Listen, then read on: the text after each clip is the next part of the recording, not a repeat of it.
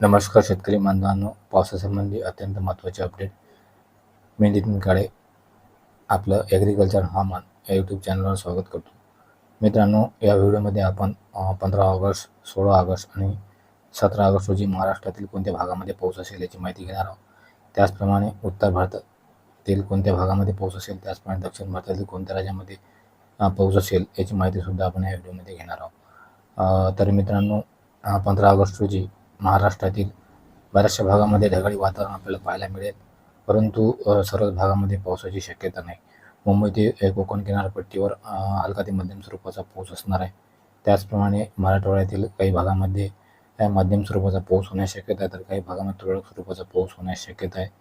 त्याचप्रमाणे पूर्व विदर्भ आणि पश्चिम विदर्भात सुद्धा संपूर्ण भागामध्ये पावसाची शक्यता नाही. काही भागामध्ये पाऊस होण्याची शक्यता आहे. यवतमाळ, अमरावती, अकोला या भागामध्ये हा पाऊस असेल. त्याचप्रमाणे पूर्व विदर्भातील नागपूर, भंडारा, चंद्रपूर या ठिकाणी 15 ऑगस्ट रोजी हलका ते मध्यम स्वरूपाचा पाऊस होण्याची शक्यता आहे.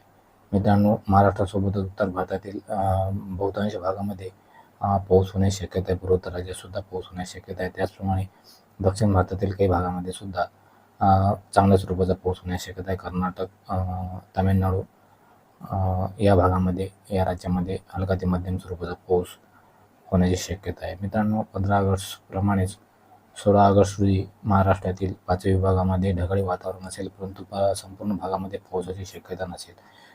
मुंबई ते कोकण किनारपट्टीमध्ये हलका ते मध्यम स्वरूपाचा पाऊस राहण्याची शक्यता आहे.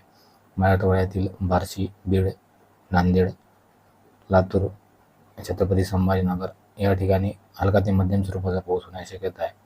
जोरदार पावसाची मात्र कुठल्याही भागामध्ये शक्यता दिसत नाही. त्याचप्रमाणे पूर्व विदर्भातील काही जिल्ह्यामध्ये चांगल्या स्वरूपाचा पाऊस होण्याची शक्यता आहे. त्याचप्रमाणे पश्चिम विदर्भातील काही जिल्ह्यामध्ये सुद्धा 16 ऑगस्ट रोजी हलका ते मध्यम स्वरूपाचा पाऊस होण्याची शक्यता आहे. 16 ऑगस्ट रोजी सुद्धा उत्तर भारतातील बऱ्याच भागामध्ये चांगल्या स्वरूपाचा पाऊस होण्याची शक्यता आहे. त्याचप्रमाणे पूर्वोत्तर राज्यातसुद्धा चांगल्या स्वरूपाचा पाऊस होऊ शकतो.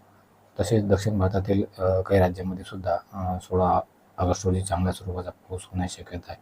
त्याचप्रमाणे 17 ऑगस्ट रोजी सुद्धा महाराष्ट्रातील 2 ते 3 विभागामध्ये हलका ते मध्यम स्वरूपाचा पाऊस होण्याची शक्यता आहे. परंतु सर्वच भागामध्ये मात्र हा पाऊस नसेल. काही भागामध्ये ढगाळी वातावरण असेल, तर काही भागामध्ये हलका ते मध्यम स्वरूपाचा पाऊस होण्याची शक्यता आहे. तर काही ठिकाणी थोडा जास्त स्वरूपाचा पाऊससुद्धा होण्याची शक्यता आहे. तो मोजक्याच भागात असणार आहे.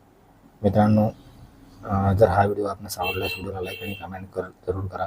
काही प्रश्न असल्यास कमेंट करून अवश्य विचारत चला. धन्यवाद शेतकरी बांधवांनो, त्याचप्रमाणे यूट्यूबच्या चॅनल.